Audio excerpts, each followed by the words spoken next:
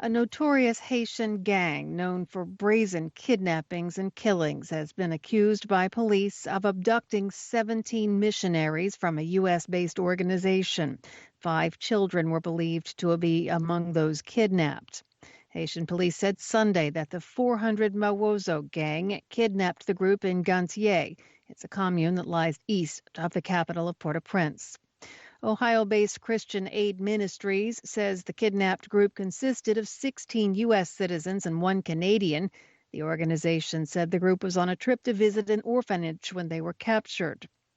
Haiti is once again struggling with a spike in gang-related kidnappings that had diminished in recent months after President Jovenel Moïse was fatally shot at his private residence on July 7th. And a 7.2 magnitude earthquake killed more than 2,200 people in August.